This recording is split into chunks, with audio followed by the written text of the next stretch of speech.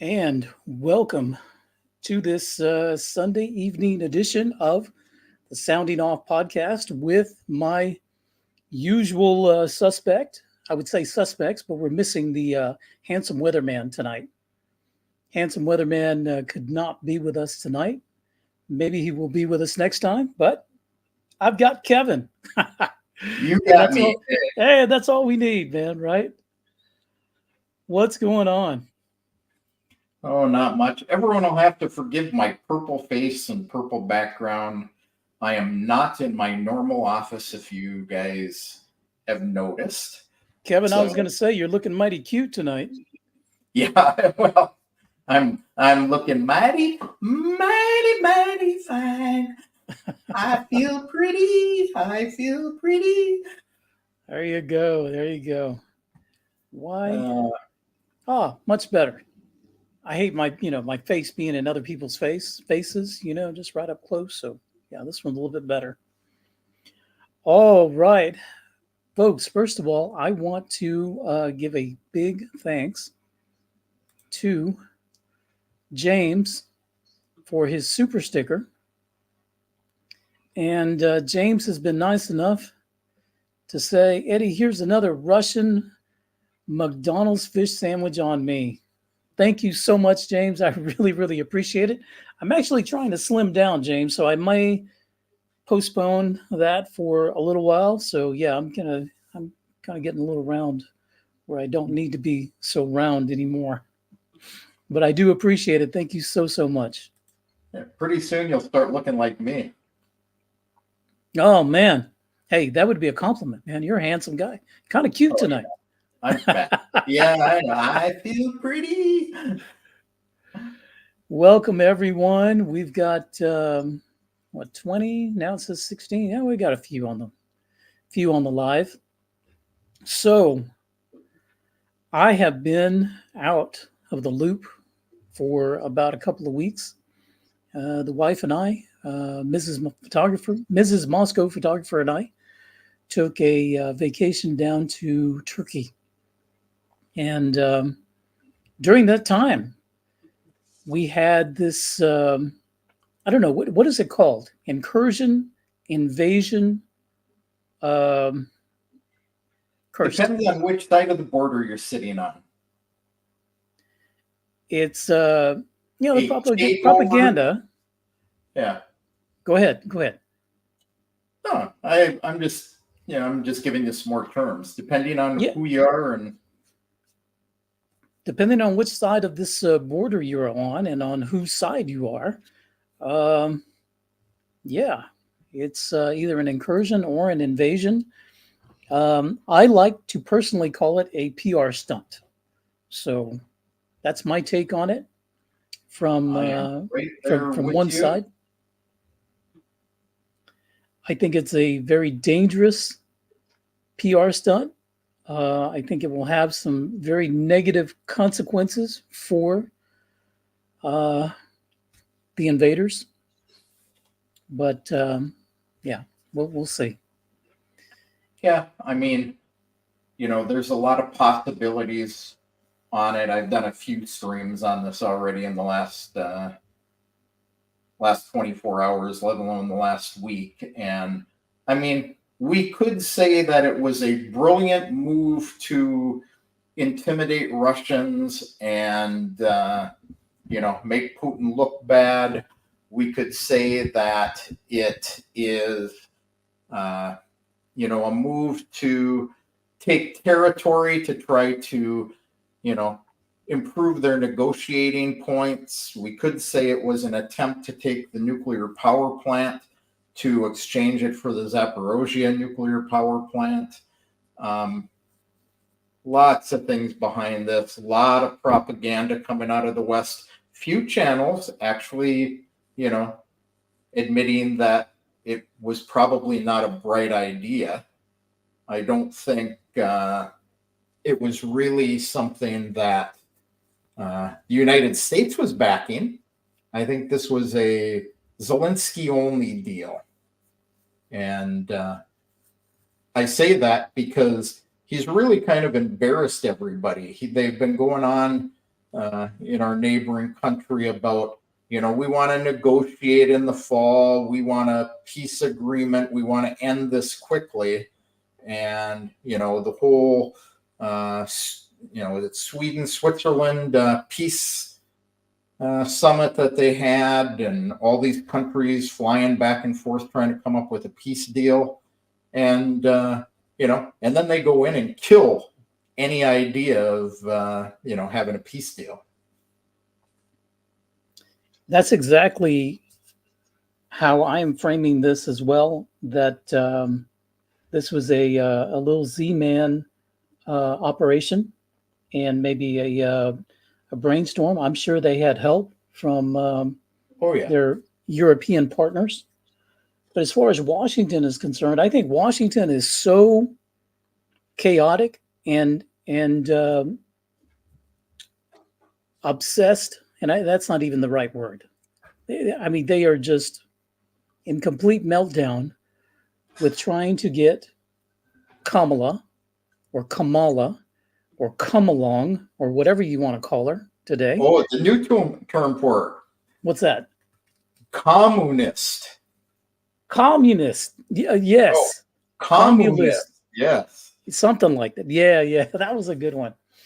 That's a good one. But I think Washington is so preoccupied. That's the word I was looking for. They're so preoccupied with November 2024 that they don't have time to them. Ukraine is a distraction. The other distraction is Gaza and Israel, and those two right there, Washington just doesn't have time for. And if you're watching the news, if you're watching alternative news sites, if you're on X, if you're on Telegram, you can easily tell this. She can get bills passed in Congress that'll protect me and you. Black, white, Latino, Asian, or LGBTQ. She could get this country back to where we can stand tall, keeping us safe from harm without building a wall. 'Cause she's a woman, W-O-M-A-N. I'll say it again. She's a woman, K-A-M-A-L-A.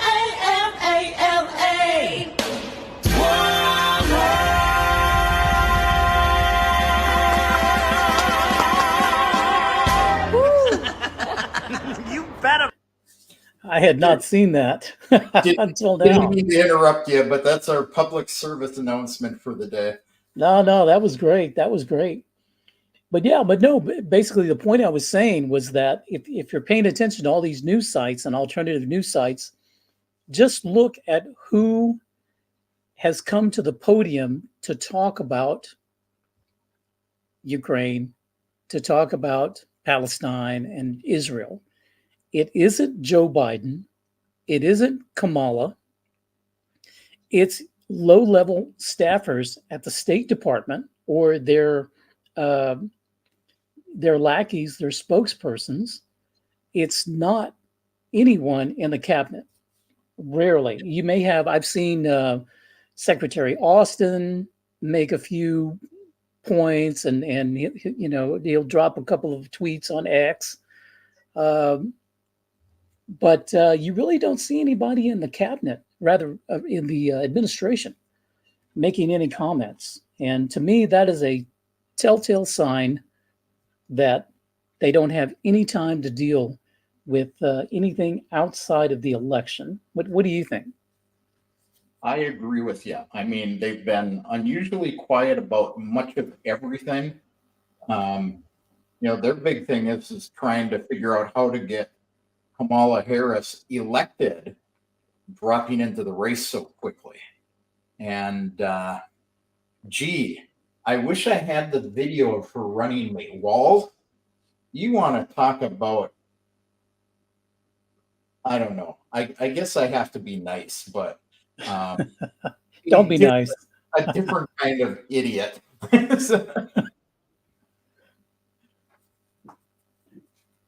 don't know. they are so chaotic and disorganized that they don't have any time for what's going on. And if you're on X, which I've been on the last couple of days, trying to get my engagement up and my impressions on X. If you don't follow me on X, go over there right now and do that right now. I'm at comrade underscore EG. Comrade underscore EG. But Tovarish. yeah, Tavarish. So trying to get the impressions up so that I can have a wider voice. But what I was about to say is that most of the people that are making comments about Ukraine are from Europe. So they're their partners in Europe, specifically, mainly the UK, Germany, and Brussels. And that's it. Those are the only people talking about this. And of course, you've got the NAFO and the NAFO fellas, which I totally love to troll. I live to eat NAFO for lunch every day. Love it. And they've been out in force lately. And they've been out in force lately. And if you think about it, it's like we've got the administration in Washington. They say, hey, we cannot deal with this situation. We've got to get Kamala elected. Here's some money to NAFO. Okay, go troll, go do your thing, and leave us alone, because that's exactly what they've been doing. So, hello. Yeah. So, what else is going on? Well, we have our incursion. A lot of propaganda around that. Like I say, they threw any potential peace deals out the window, but on the other hand, were there any planned anyway, or was it just delays? We've got Zelensky just got another 90 days of, presidency reapproved through, martial law. That'll carry them past the election. And I've seen that they've got their Rada trying to modify their constitution to remove presidential term limits and allow him to continue to stay in office. So wait a minute. Say that again? Because what you're describing sounds awfully like an authoritative dictatorship. Well, I didn't want to use those terms considering we don't have, number of terms a president is limited to, here in Russia. But they're looking at removing term limits and changing the constitution so that they actually can negotiate if they have to. Basically, a bunch of changes to try to keep Zelensky locked in office, that authoritarian dictatorship thing. And, this buys some time to do that. It gets them past the U.S. election. I think they've been a little bit worried about Trump coming into office because he keeps talking about he's going to end this on day one when he's elected, not even when he's inaugurated. But if you look at his history last time, there's lots of things he said he was going to do very similar that, what he's done has been the opposite. He talks about ending the conflict in Israel, but he's been a big supporter of Israel. Vance has been big about stopping funding to Ukraine. Will it actually happen or not? So, what's interesting, Kevin, is that in the last, I would say 7 days, maybe 10, the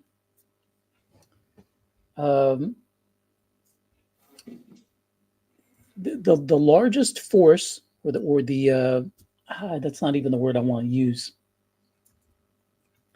The powers that be that are doing their utmost best to bring a close to this situation in Ukraine is the Biden administration.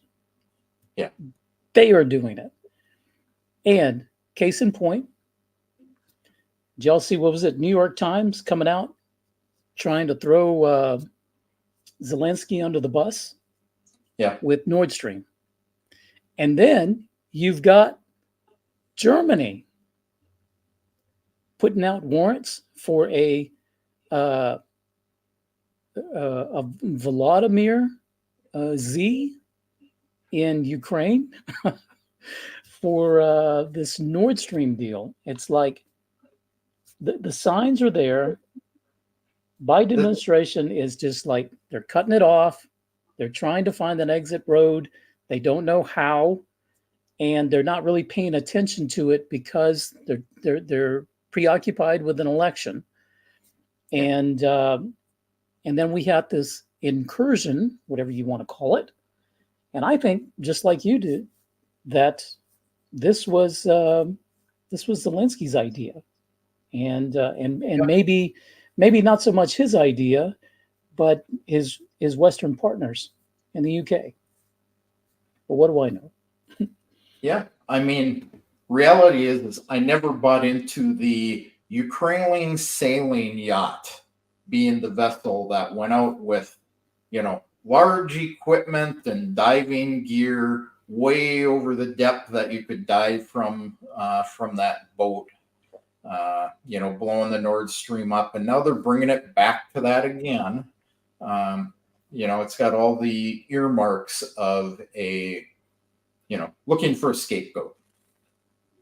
Oh, exactly. And I love how NAFO and some of their Western partners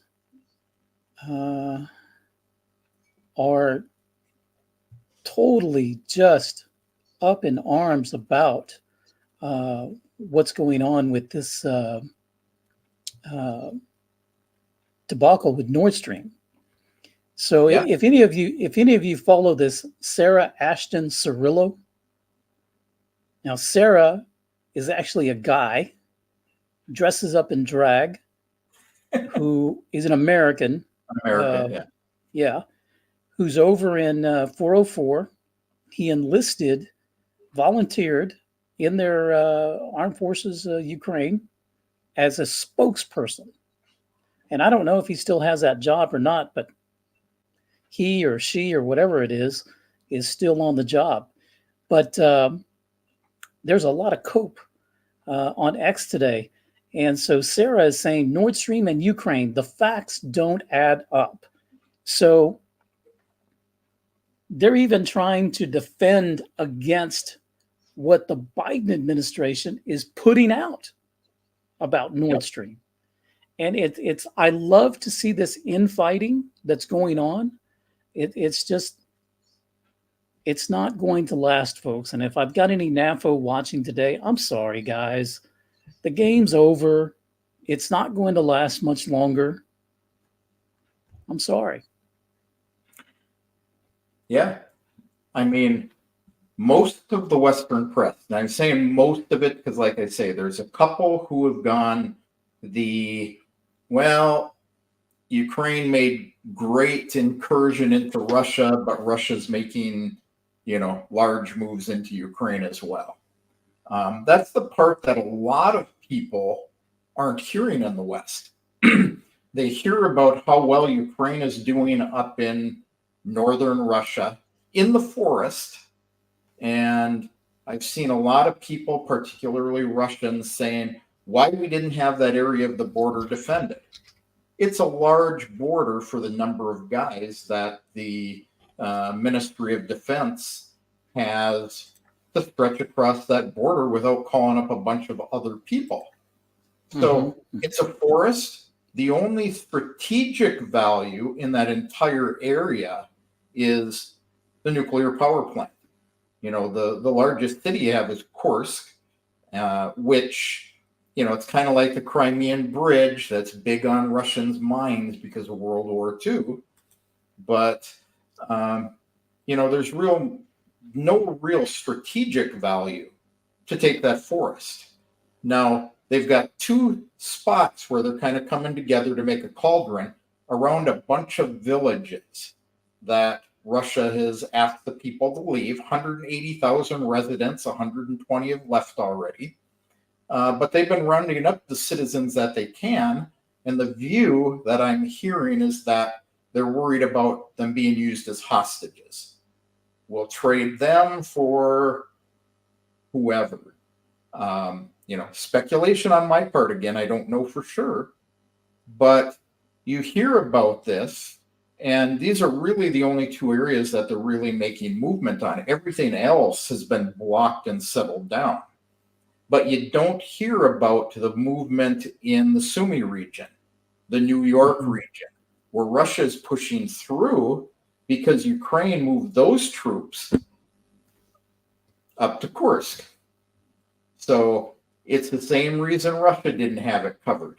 Limited number of guys with an awful big front line. Yeah, and then not only that, so you move into this area of Kursk. How are you getting resupplied? Where are the supply lines to continue this incursion? What it's like militarily, it just doesn't make sense. And to pull troops away from your line to go in here, and then now you've basically left them because they can't be resupplied. What are they doing for food? What are they doing for ammo? Oh, I know what they're doing for food. They're stealing it. Have you seen the videos? I've seen the videos, yeah. That's why they're stealing food. Because they have none. There's no supply line. Okay, what happens when they run out of ammunition? Yeah. It's like, it's going to end badly for them, and maybe hopefully it will hasten the end of this entire nightmare. Well, the other thing I see is with Russia asking the civilians to leave that area, it gives Russia the ability to go in and wipe everything out. Scorched earth, a Western scorched earth, eliminate them, and then rebuild it. I mean, we're talking, you hear about all the cities they have taken. They're all little villages. And, when you think about what Russia's done in like Mariupol and other areas of Donetsk, where they rebuilt everything so fantastically, it's nothing for them to rebuild that area. I think that's a large part of the strategy, and that could very well happen. And I believe there's a lot of support for that. And I think one of the other reasons that they haven't done it already is they're trying to get more people out. Yeah. And of course, you don't want to hurt your own. But I think that's where they're headed with this. Anything you say about Putin, he cares about his people. This is why he's popular, and Westerners don't understand that. I saw an article just yesterday. It was actually a Russian analyst saying Putin is cold-hearted and he has no problem wiping the whole area out along with the people. Now, I wouldn't make that statement myself. We have civilians killed on both sides. When Ukraine says, "Oh, they're killing civilians," Russia is killing civilians. Not a lot, because they give enough notice in advance to leave. We're coming in, and that's something I give them credit for. Not seeing the troop buildup in Sumy, up around Kursk, that was a definitive intelligence error on Russia's part. No doubt. Yeah, of course, it is forest. It's all wooded land. It's much easier to move troops around up there and not be seen than it is down in the flatlands of Donetsk. Yeah. Whatever failure it was, they are definitely making up for it. And Oh yeah. And like I said, it's just a dumb move from Armed Forces Ukraine to do that. But oh well, oh well. Yeah, well, there'll be no negotiations now, so. No, none. And the thing about it is that they have no backing from Washington anymore. Yeah. And like I said, the only ones that you hear making comments are from the UK, from Germany, or from Brussels, and that's it. And none of those three called the shots. None of them. So this whole game is over. It's just a matter of when and how. And then, of course, Friday and Saturday night, we had the attacks on the Kerch Bridge again. So, again, Z-Man and the UK, and maybe Germany. Although Germany, I mean, their guys caught with their pants down on the phone saying it would take 50 to 60 missiles to do significant damage to the bridge, and it still wouldn't take the pylons down. It would be all roadbed damage. 2-3 months worth of damage. So again, propaganda move, hoping they can hit it. I've got a buddy who lives over in Kerch, right off the end of the bridge, and they got shook out of bed at 3:00 in the morning by air defense going off. 15 minutes. He said it was like sitting in an earthquake in California. Wow. How about those F-16s? Yeah, what F-16s? Exactly. What did I hear yesterday, last night? They only have like 16 pilots who are actually trained to fly the things, even if they get them. Only 15? Wow. 16, yeah. And not only just 15 pilots, these are 15 rookie pilots in this. Never been in F-16. combat in that machine, yeah. So, yeah. I think that was a dumb move as well, but oh well, it is what it is. And then we're going to take those rookie pilots in 40-year-old jets that have been stripped of their high technology for fear that one will be taken down and Russia will get it. And, put it up against Russia's latest and greatest jets and pilots and guys who are well trained. So, and who've already been in this operation for over 2 years. Yeah, daily. Daily, over 2 years. So, yeah. And last night, I got off the air with a Canadian channel last night. And right after that, I heard that the Russians located and destroyed 3 air defense batteries. 2 Patriot and 1, whatever the French one is, that's equivalent. But 3 of them yesterday. Moving them around in the woods up in the Kursk area, trying to protect things. Took them all out. Not just the launchers, but the launchers, the radar, and the banks of missiles that they had. The whole shebang. Gone. Yeah. Yeah. And they're not going to be replaced. No. This is like I said, it's going to end badly. We just don't know how bad and how long. But that's what's going to happen. So, well, guys, if you've lasted this long with us, thank you so much. But we actually gathered today to talk about YouTube and censorship because on X, all I hear is that YouTube has been banned in Russia. And this is actually probably old news because I think you've already talked about it. Have you? I have a couple of times. You have. I know several others have. I've been, like I said, I was out getting sun, vitamin D down in Turkey. So I kind of missed everything. That's why you look good and I look pink. Yeah. I'm a little brown today. But yeah, I come back and now I'm reading all these comments that, of course, Putin blocks free speech and he doesn't want citizens of Russia to know how good things are in the West and what's actually happening in the West, because YouTube is blocked.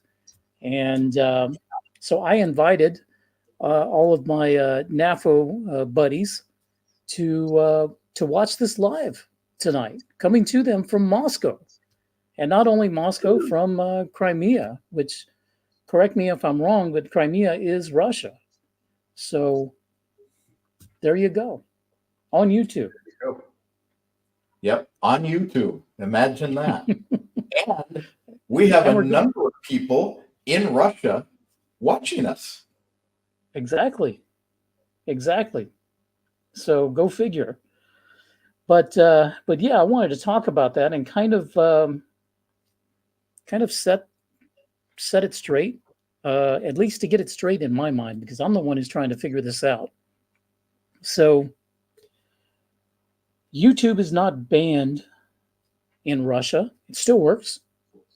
Maybe not 100% functionality, but there is access, and you can access with a VPN. I can access it with a VPN, and actually, using a VPN, it seems that my speeds are actually better than what they were without a VPN when YouTube wasn't blocked in Russia. Imagine that. Yeah. So my YouTube actually works better. So I really don't know what's going on. Apparently, the Russian government has throttled download speeds of YouTube that basically make it work so slow that you can't watch it on, like, I can't watch it on my Apple TV. I don't have a VPN on my Apple TV. I can't watch it on a computer or my cell phone unless I have a VPN. And but with a VPN, it works blazingly fast. So is that banned? Svetlana says that YouTube absolutely banned in Moscow. First one could get around the problem. Then about 8 days ago, it was totally blocked. I'm watching this via Chinese Google, where everything is in Chinese. Yeah, about 8 days, it was slowed down considerably. Yeah, but it wasn't blocked. But it wasn't You're blocked. in Moscow, you could still watch it. Yeah, I'm here. It worked fine, right? No, absolutely. In fact, I'm going out on this live without a VPN. So, well, interestingly, I mean, a lot of this stuff I don't pay a lot of attention to because YouTube has not worked in Crimea for about 6 months now. If I turn VPN off and I'm just raw internet, I have zero access to YouTube. But it's nothing new here. I connect to my Moscow VPN server and everything works great. So, even though they say it's slowed down in Russia, any VPN, no matter where it's located, gets you past that. Now, official story initially was that Google's equipment was old and was starting to break down, and that's why it was slowing down. And, I don't have much to say about that other than exactly. Mm-hmm. Yeah. It doesn't work that way. Yeah. Then we had one Duma member come out and say, we're slowing it down and we're going to block it along with all Apple and Android devices. Within 24 hours, he retracted that and said, well, we have no plans to ban anything and we're not going to ban VPN. I have it from good authority, and I don't know if this is what got him, retracting his statement or not, but a couple of people in the Duma that I talk to regularly, and they said the reality is what the Russian government was doing is slowing it down on purpose to hit Google in the pocketbook. The largest audience besides the United States that Google has is Russia. Thank you. Say it again, please. So they're no longer paying Russian creators for ads, for watch time, zero. But they still collect it. When they turned my monetization off for 90 days, magically, they kept collecting the money. I just didn't get my share. They kept my share. Mm-hmm. So big money for YouTube and for Google. And by slowing it down, making it difficult for Russians to use it, they basically made it so that YouTube isn't making the grand money they would off of this country. Basically, we can't get paid over here. You don't want to play nice with us. We're going to cost you in the pocketbook. So there was no real intention to ever ban it. And never was an intention to ban Android, particularly Android, and Apple devices. But, now we have what we have. People are smart enough to use VPNs. How long has Facebook been banned here, or X? And we're all on it. Duma members are posting on X and Facebook and Instagram. I follow them all. So, people on the beaches, everybody but your basic babushka and dedushka. And I'm seeing a lot of them asking for help setting up VPN. They all know about it. Even them, they know how. How. Yeah. Yep. Absolutely. And we've got Mute saying, do the Russian people know that there are many, many American folks that do not consider Russia or the Russian people their enemies and do not support escalating tensions with Russia? Well, from my perspective, absolutely. I mean, there are many Russians that understand geopolitics and have a very good understanding of what's going on in the world and how things work. And they know that the American government does not always represent the will of the American people. Haha, we've seen that happen. So, yeah, go ahead. Yeah.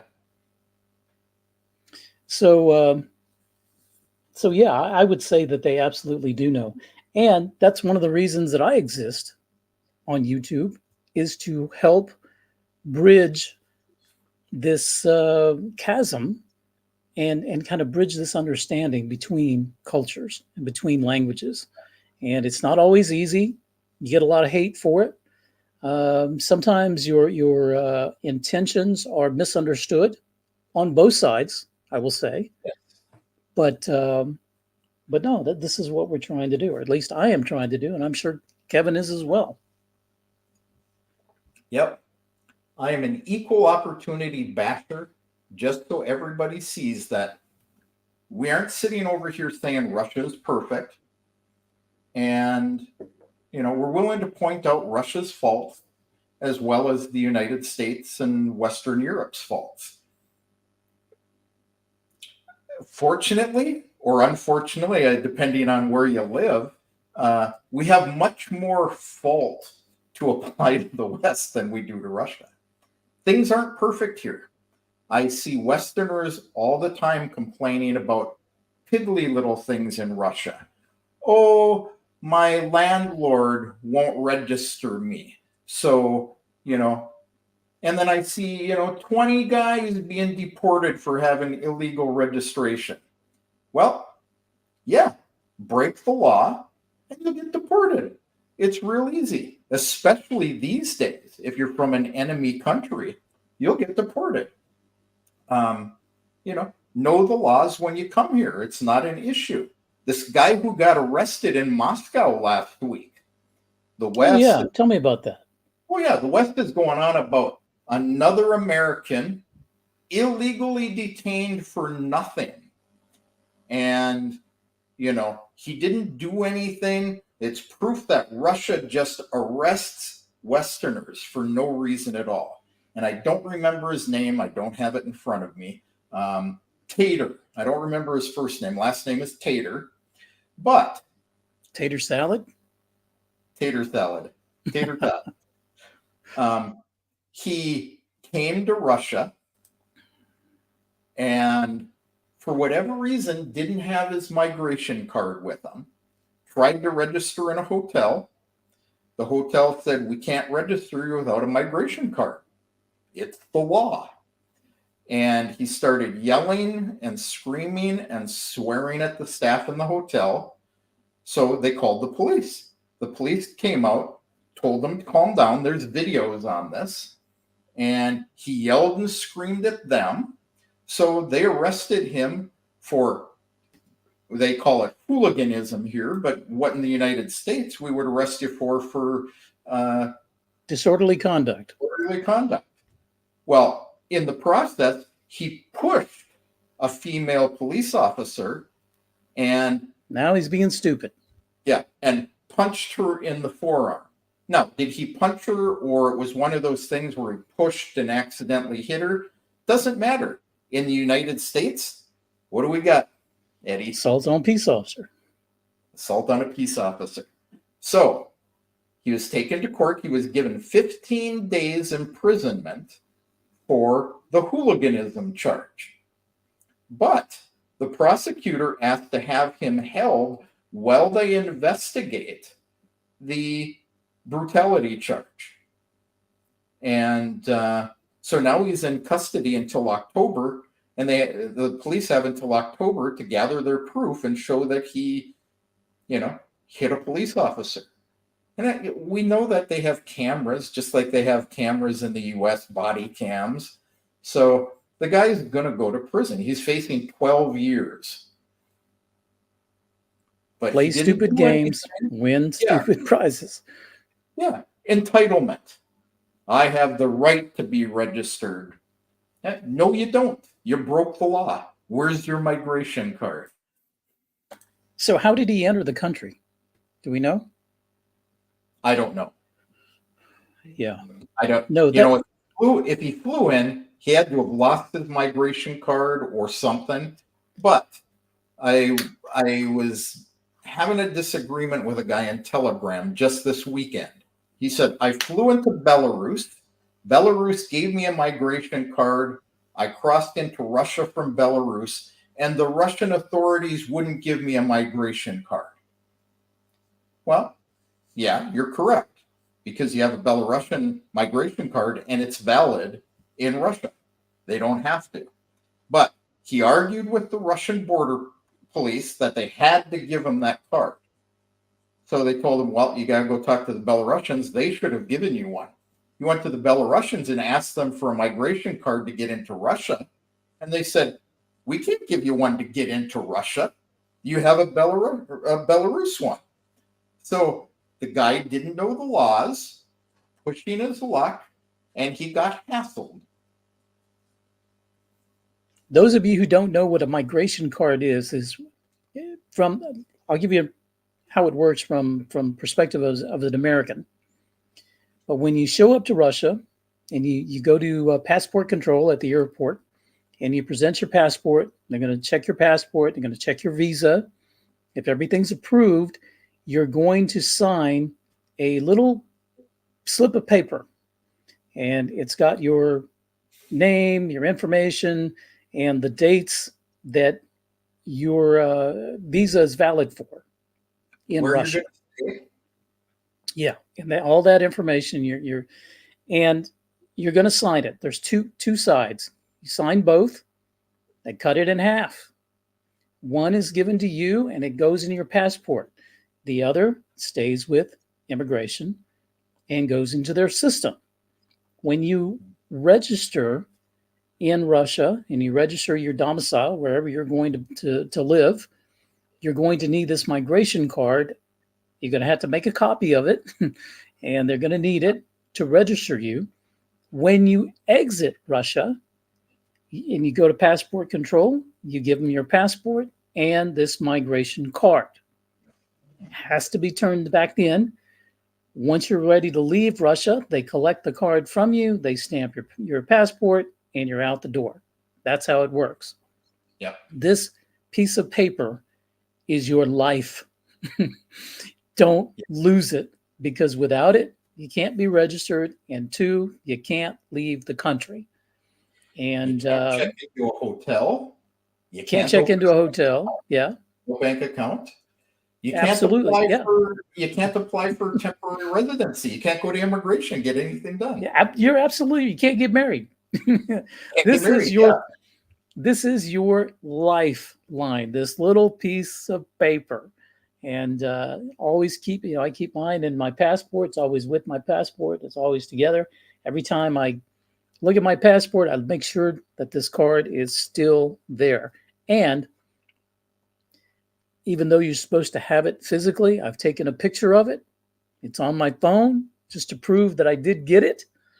But yeah, so this is the migration card we're talking about. So James wants to know how you get a replacement if it's lost. Good question. Don't lose it. Yeah, don't lose it. That's the key thing. You can go to immigration and request a replacement, but you have to ask yourself if it is worth having some older Soviet woman screaming at the top of her lungs for you for being so irresponsible that you couldn't keep that inside your passport and not lose both documents. Absolutely. You know, I don't It's like, have how my- did you just lose the piece of paper? You didn't lose your passport? Are you an idiot? Yeah. I mean, I don't have to have a migration card. I have to have my passport with me, my internal passport. But I have like my disability card. And it's in the passport book, passport in the little pocket plastic page. There really isn't an excuse for losing it here. You can get it replaced. I don't know. I imagine they probably give you an administrative fine for losing it, because technically you're illegal at that point. Right. And your migration card, let's think about it this way. If you're a tourist and you're coming into to Russia, say you're going to be here for 10 days, 14 days, it shouldn't be difficult to hold on to this card for 14 days.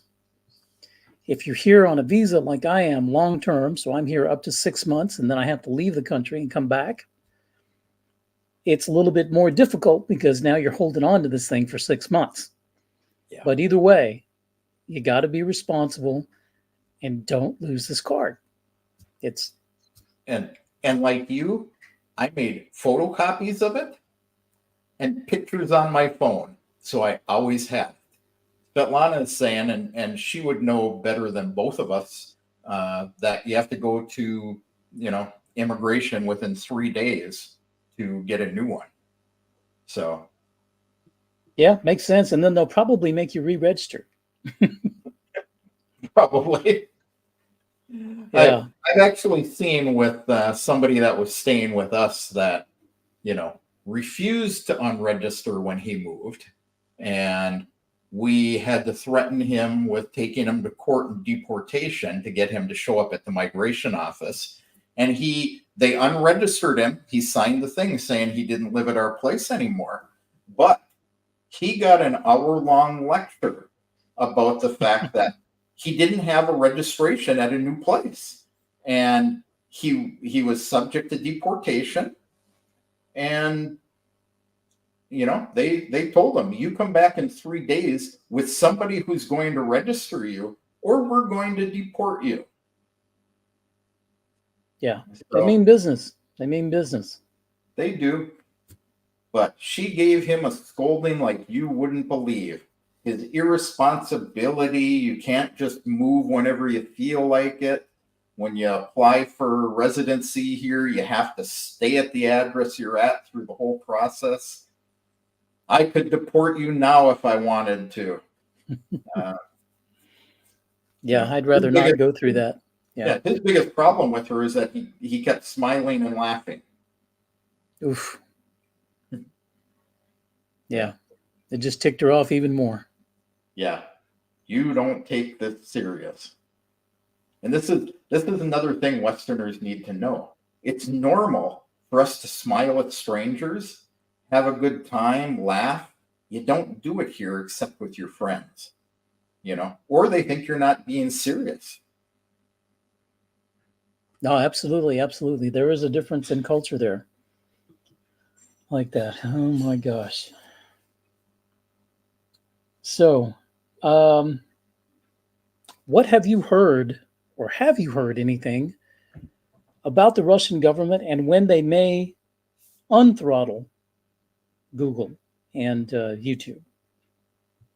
What I've been told is September, October. But the I official also- story remains that Google needs to upgrade their equipment.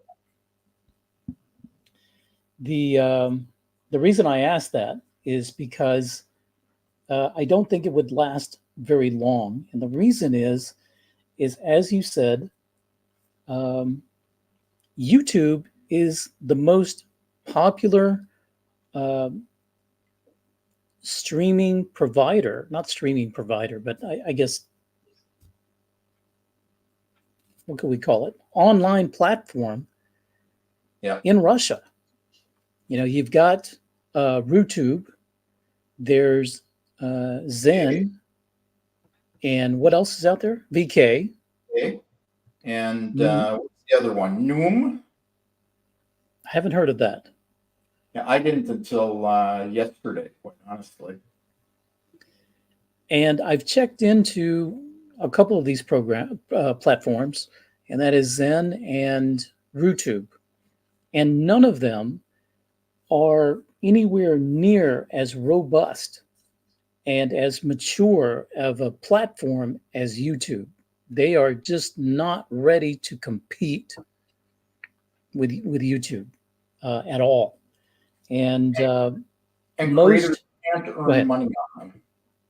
Yeah, and they're not really set up for monetization of creators. So there's no incentive to create content on them. And it's not a fault of Russia. It's just that these platforms have not been developed and matured enough to compete and go head to head with Google. They're just not there yet. Yeah, and there was a big splash just a couple of days ago about RuTube allowing people to go into their account and migrate 2,000 videos at a time. This is another case of people don't actually look at what they're talking about before they start throwing out the big splash of this is what you can do. It isn't 2,000 videos at a time. It's 2,000 videos, period. So they take the most recent 2,000 and anything after that doesn't get converted. Now, ever since they opened this up for creators, I've been trying to move my videos using this service, and it doesn't work. 100%, zero, no videos go. It spins and it spins and it spins, and then it comes back and says, gee, you put the wrong channel ID in. It's like, dude, I'm looking at it. I copied it from here to here. It's the right one. But nope, wrong channel ID. It's broken, doesn't work. And it's an experience like this that makes it so creators aren't going to move. Mm-hmm. And I was contacted last week by several creators in Russia who have money in their YouTube accounts that they can't get out because they have to go to a bank account and they don't support the Russian banks anymore. And they're like, how can I get my money out? And these guys are walking away from $350, $400. Not a lot to many of us. It's a lot more than I make on YouTube. But, it's not a small chunk of change, especially in Russia. No, absolutely. Absolutely. James is asking, I'm sorry, go ahead. I was going to say, I've been streaming to VK for 2 years now, and I've made zero on it. I have streamed to Zen for about 8 months now. I've made zero on it. I've streamed to RuTube, and I've made a whopping 38 cents in 2 years. So. Yeah, and Newt asked about Boosty. I have a Boosty account, but The issue is this: there's not a lot of support on how to kind of bridge Boosty and what we do, because you've got to advertise. So how do I tell my subscriber base, hey, I've got a Boosty account, I have exclusive content, go over there, pay me for that exclusive content, and you can see it. It's very cumbersome to manage, because now you're managing two different platforms to try to generate monetization, and it's very, very difficult. I haven't really messed with Boosty enough, but when I try to do it, it's labor intensive, and so that's why I really don't mess with it. And then James asks, but Butte, I will say, if you've figured out how to do it, please let us know. Yeah. But James is asking, what other platforms provide monetization?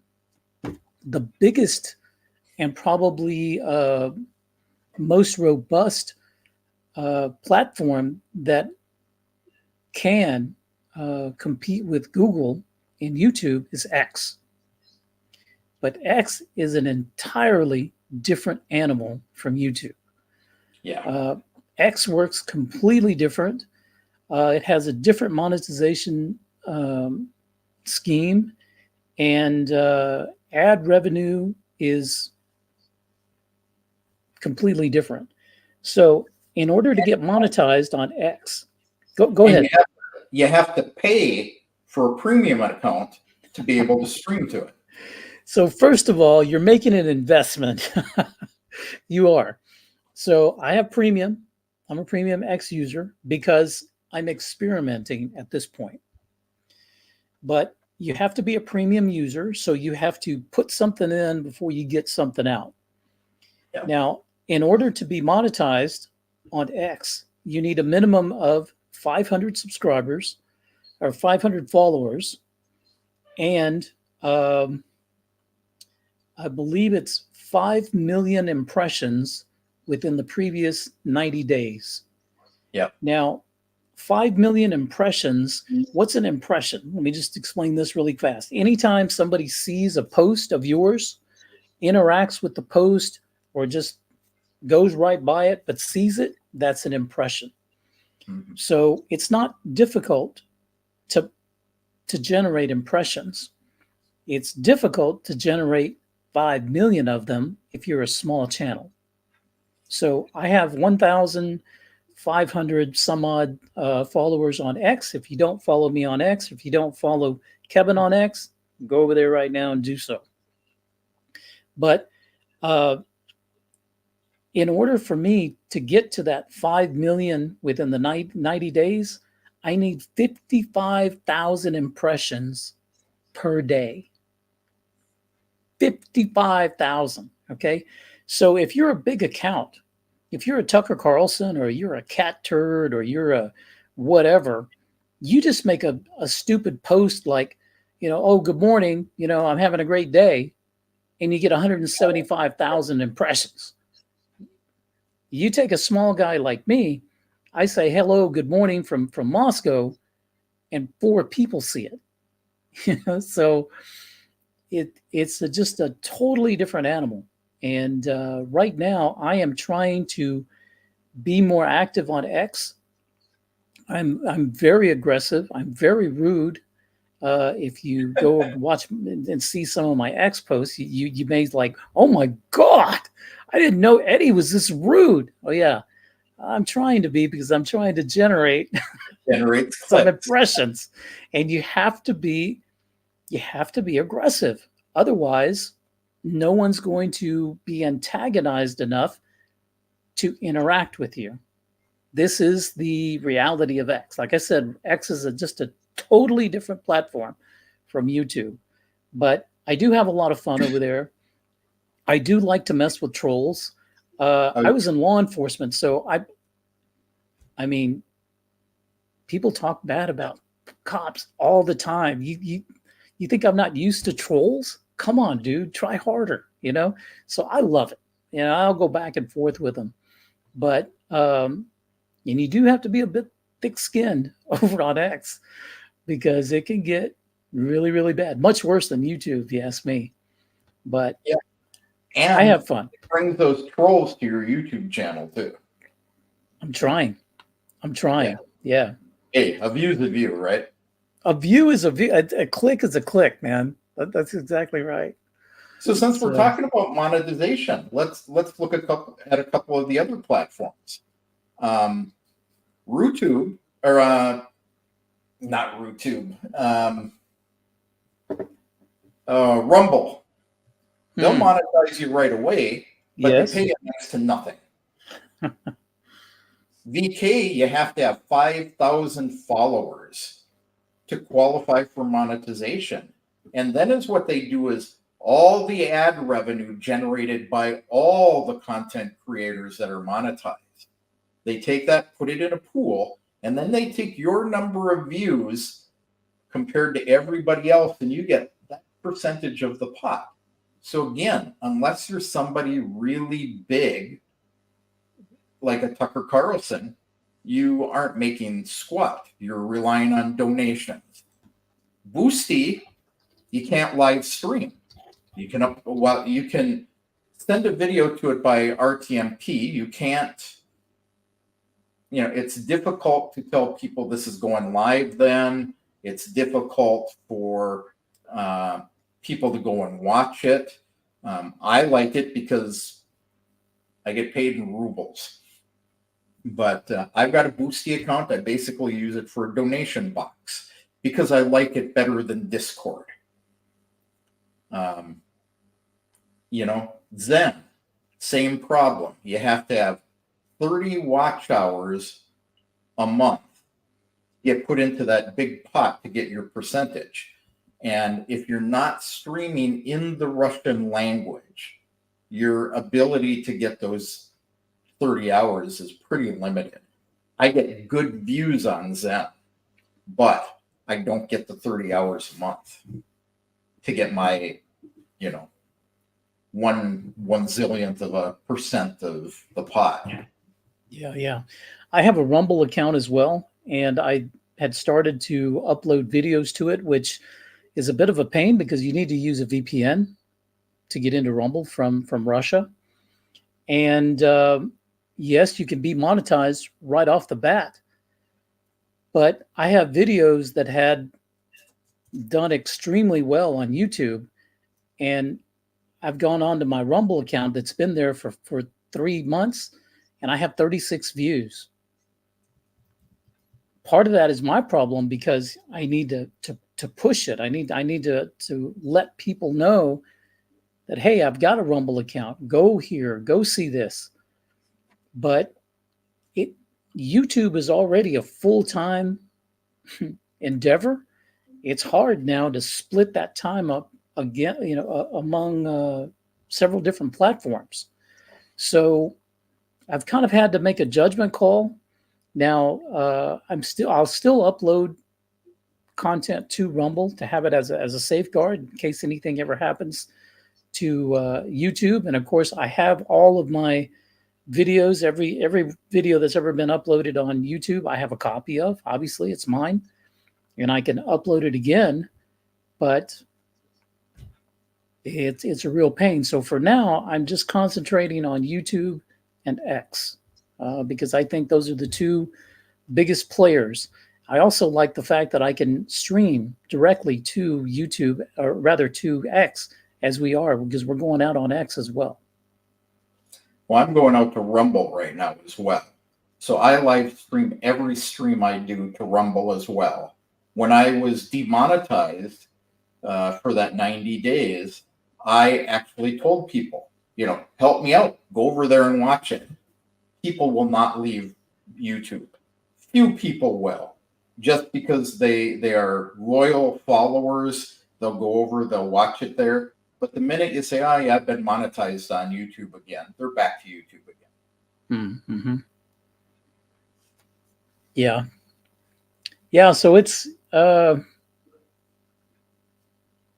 being an online content creator isn't as easy as you would think it is, especially if you're trying to make money out of it. And the thing about it is that to be successful as a content creator, you have to invest a lot of time and effort into it, that it gets to a point that you want to receive some compensation for this time and effort that you're putting into it, because it's a job. So what starts out as maybe just a hobby, or what starts out as just having fun, which that was me shooting a video. I liked it. Nobody else did, but I liked it. And I'd put it on YouTube. Of course, nobody would see it. So then when I started to be a little bit more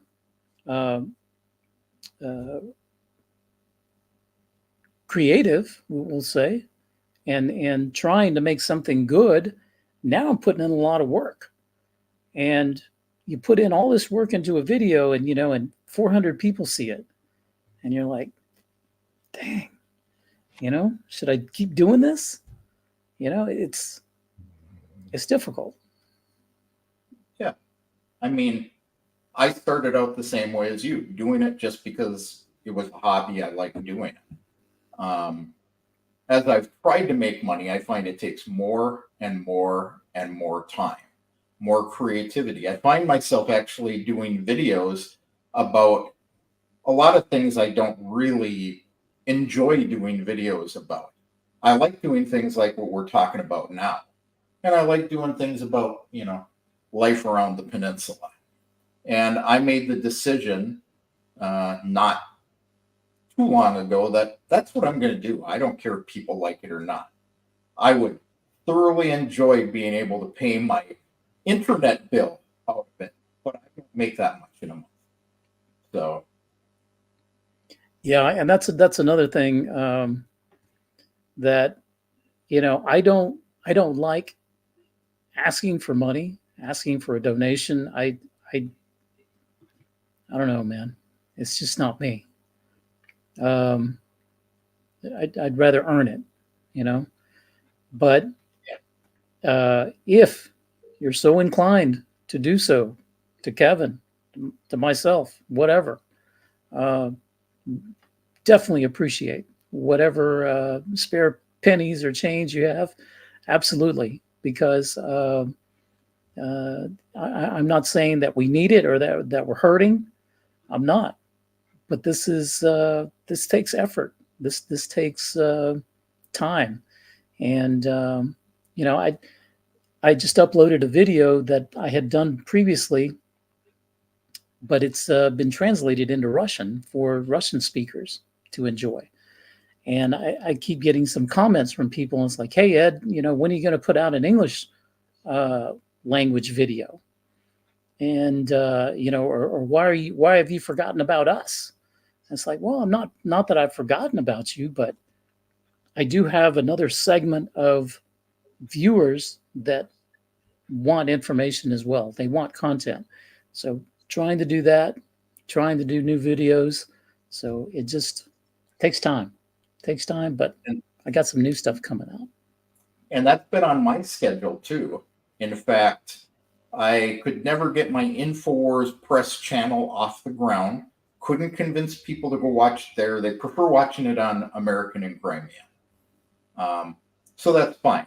I will probably repurpose that channel as a Russian language channel and post stuff there because, like you say, they want the information too. So I'm happy to give it to them. Now, one thing I want to point out to people is on YouTube, down where the comments are, you see a little dollar sign. Real easy to give us a little something, and I'm going to promo him on your own channel. James, people say, oh, what's $5? You know what? It helps a lot. Yeah. It helps a lot. So, James supporting Eddie on his channel, you cannot imagine how much that helps. Yeah, and for the smaller views, smaller channels, that right there is probably more than Google's going to pay for this video in views. Yeah. Seriously, it's pennies. So thank you so much, James. When I slim down a little bit, I'll be enjoying that fish burger. So Erica has a question. She says, so social media is best used to draw attention to another income stream. What do you have to say about that, Eddie? Mm, I have thoughts, but I have thoughts. Originally, my intention with Moscow Photographer, the reason the channel is named Moscow Photographer, was my intention was when I moved to Russia, start being a photographer, and I was going to use my YouTube channel to help draw attention to my service as a professional photographer. So YouTube was not going to be a source of income. It was going to be a source of information to try to draw attention to me as a photographer. Well, things changed. I still really haven't gotten off the ground as a photographer because it's kind of illegal for me to work in Russia right now with a tourist visa. I need residency. So as soon as I do get residency, then I can start to work as a photographer. But in the meantime, I had this YouTube channel and things just started happening. I just started to upload content to it and the name stuck. And now I'm stuck with it because I am the Moscow Photographer. But so, yes, I think many people on YouTube use YouTube as a way to draw clients for another service. And I think that really, really works well. I don't know if that would work well with Russians, but I know in the West and especially in America, many, many people do it. I agree. I started out by streaming to X, to VK, to all of the platforms. But one thing I do, since I do make a tiny bit of money on YouTube, is other than Rumble, because of the backup of my videos, and yes, I keep copies of them all as well. I post links on X, on VK, and everything to drive people to the YouTube channel. Videos like this, where we're giving information that's valuable not only to Westerners but Russians, I find draws people to the services we provide. Now, we do a lot of immigration stuff that's all Westerners. Russians don't care.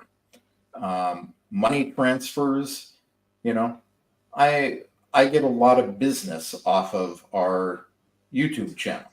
A lot of business off of our YouTube channel. I get a lot of inquiries, I should say. I shouldn't say I get a lot of business. But yeah, it draws alternative streams. Our English language school. I have a YouTube channel for it. We haven't put anything up for it lately to try to draw people into us because that's what I got demonetized for, was posting children's stuff that they said, well, we don't care, it's not yours, because we were doing stuff based on the Russian state exams, the Russian state textbooks, and YouTube didn't like it. They didn't care that we had permission from the Department of Education. But, so yeah, it's a good way to draw it towards other income streams. Much more profitable than being, a YouTuber. I would love to just be a YouTuber, but I look at guys like Joseph Rose and all the time he puts into making his videos, editing them, uploading them, traveling around the country, and he isn't making a fortune off of it, so. Yeah, no. I retired from a full-time job. So I really don't want another full-time job. So Yeah. that's the thing. That's why I'm not cranking out videos every week, or 2 videos every week. It's just I don't want to work that hard. Yeah, same here. And I find that I have less time now than I had when I was working full time. It seems that way. It seems that Yeah. way. And but no, we appreciate each and every one of our viewers. If you're new here, welcome. Uh, Subscribe, like, share the videos. Subscribe to both our channels. Find us on Telegram. Find us on X. Find us everywhere, and follow us, please. Yeah, it helps. It moves us up the rankings. Sure so Mute does. has a question, but it's your show tonight, so I'm going to let you let them know if this You know, is bad. if we want to go, say, about an hour and a half, we've got about 15 minutes to tackle a heavy question. So I'm going to say, go for it, Mute. Drop your question. We'll give them some time to.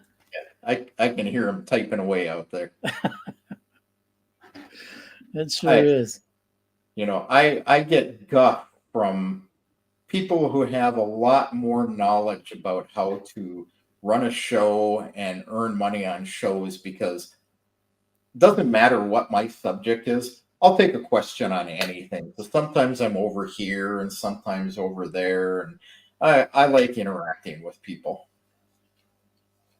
Same. I mean, for the first 30 minutes of the show, we didn't talk about the topic Well, yeah. on the title. So, yeah, Oops. go figure. Yeah. But, man, Mute must be coming up with a heavy one, man. Yeah. As long as he doesn't run out of time and typing. If anybody else has a question, if you could pop it in real quick, and we'll give some more time for Mute to formulate his question, go for it. And I have a question. Let me put this out there. What about spaces on X? Have you done a space, Kevin? I have done spaces on X. I've participated in spaces on X more than I've done spaces. They don't work for me personally, but I've been involved in some good ones where, there's been a good panel of people talking, and it's usually similar stuff to what I'm talking about here or on the different television channels. So I don't know. I don't like doing them. And it's all audio. It's all audio. I've never done one either. But I just thought, I wondered if, let me ask, if we were to have a spaces on X, and if you could get onto X, would you join us and maybe be a speaker? This way we could either interact better with one another. I don't know, just putting that out there. Yeah, before. Go ahead. I've done that with other people, so I've got no problem doing that. What about Twitch? What do you know about Twitch? I know nothing about it.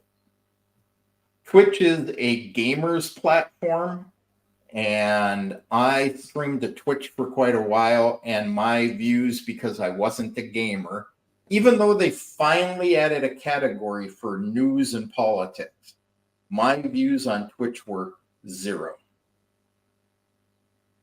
It's great if you're a gamer. You want to watch somebody playing games, it's a great platform.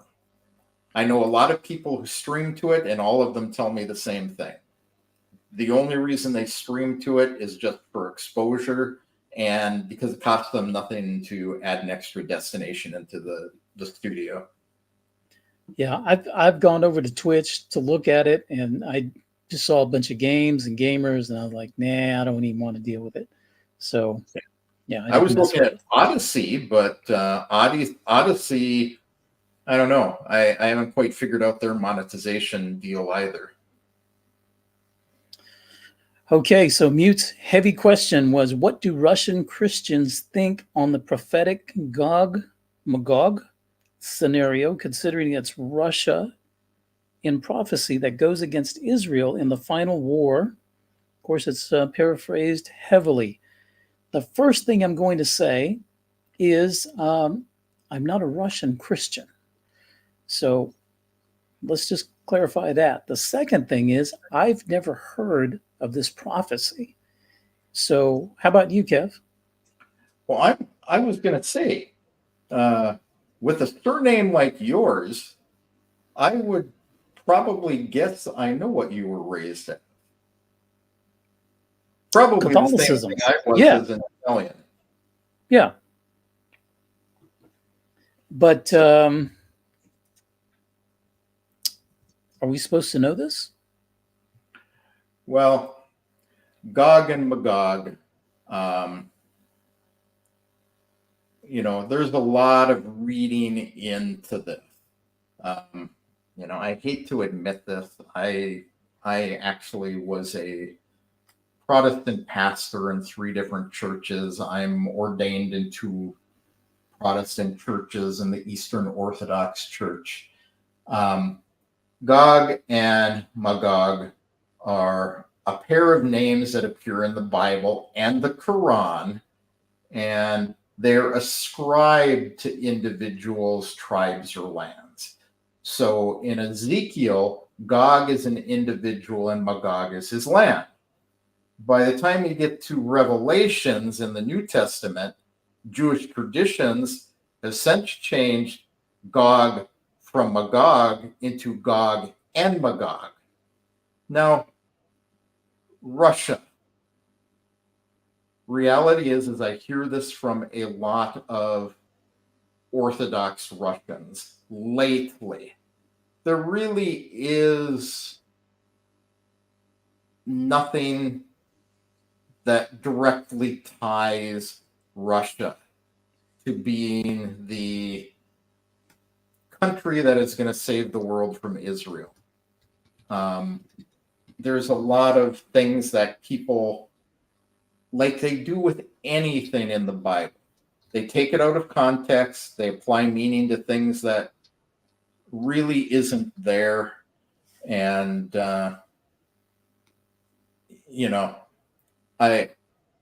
I can't say that biblically you can say that Russia is the saving country of the world. An example I use with people a lot is many Protestants go by the Bible verse, and off the top of my head, I don't recall what it is, but that wherever 2 or 3 shall gather, I shall be there. And they say, so if I get together with 2 of my Christian friends and we're praying, the Holy Spirit's there, Jesus is there, God is there.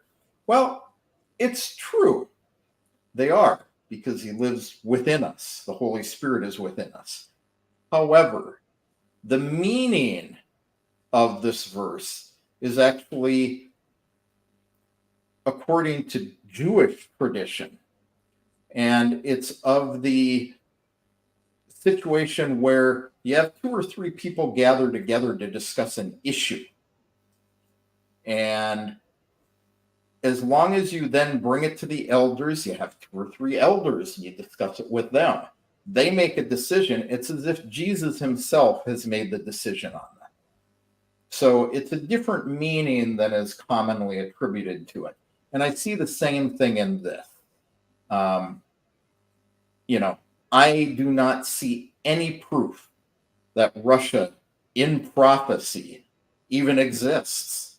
Back in the days of the Bible, it actually didn't.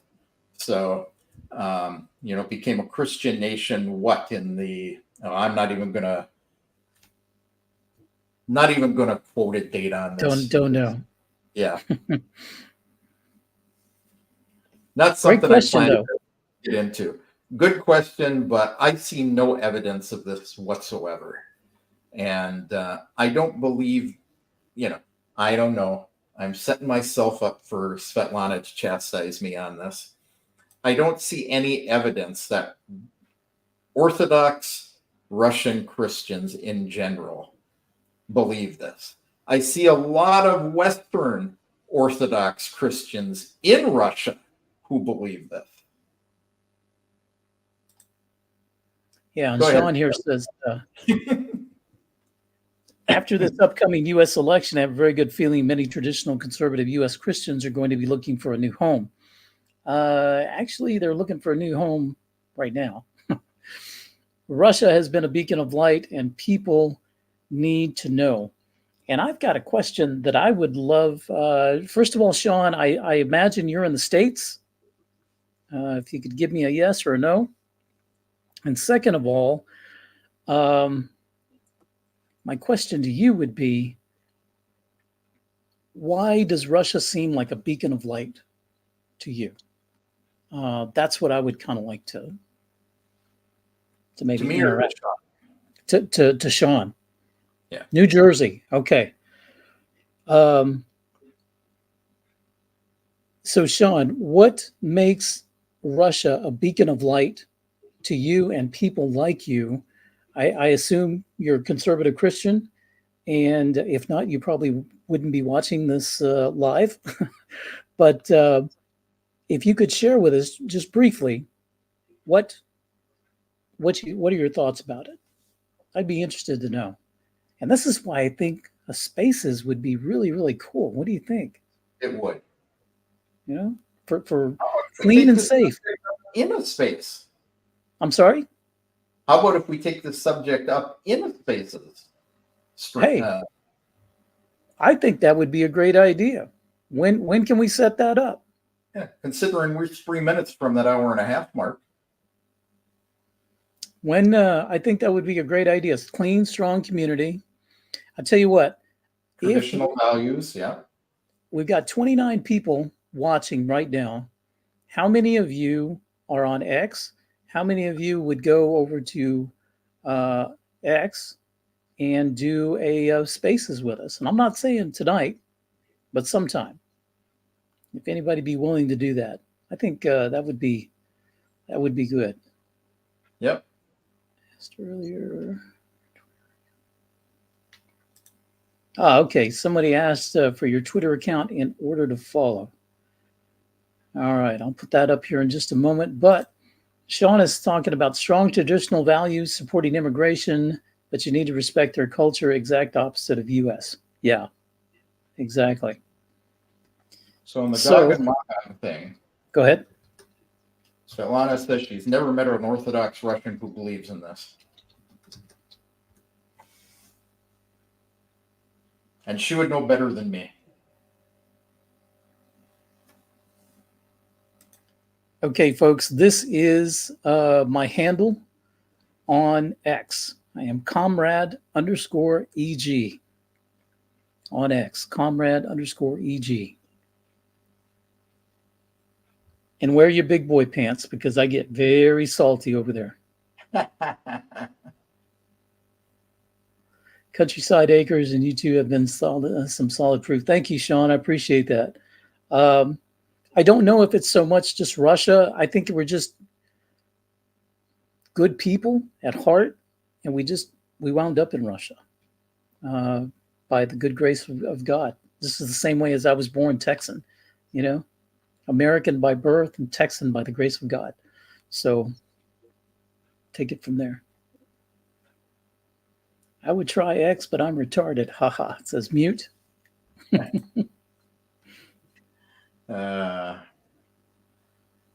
Thanks, Sean. Appreciate that. Sean took a minute, but I found it. So thank you for the X handle. You got it. So I think maybe you want to try an X Spaces maybe next Sunday. What do you say, Kev? Let's do an X Spaces. I think it would be cool to interact with our viewers. Yeah, people can come in. They can ask questions. They get to talk. So yeah, that's you get to talk. Thing. It isn't just chat. Instead of seeing our ugly mugs, you get to hear us only. So yeah, I think that would be good. Sean's down for it. Yeah, let's try it. So we will advertise on YouTube. We'll advertise it on Telegram. So if you're not on our Telegram channel, make sure you check that out as well. And of course on X. And do you want to drop your X handle? yeah, sure. Once you know one of my handles, you know them all. American Crimea. I tried that, but I tried at Moscow Photographer, but I can't get the entire photographer in there because X limits how many characters you can use. So I've had to just condense it to Moscow Photog. But Comrade EG, I've had that account since like 2010. And yeah, so I didn't change it. Thanks for taking all my questions and understanding its nature is genuine. Absolutely, Mute. We respect our viewers. Be respectful of us in the chat. And yeah, it's all good. It's all good. All right, we're at 1 hour and 30. You have any closing words, Kev? I don't know. My thumb is twitching about that public service announcement. We want to get Harris elected, you know. I won't do that to people again. So why not? We can do that as an outro. Okay, we can do that as an outro. All right, folks. Sean says if you want to go to Russia, south of Russia, go ahead. Yeah, go ahead with Sean's comment. Sean is saying if you want to go to Russia, south of Russia is best weather for an American who don't like cold and snow. Agreed. And I know some people who actually help people migrate to Crimea. Interesting. You could probably ping this idiot on his YouTube channel, American Crimea, and get his email about the About section, and send him an email. He'll probably answer your questions.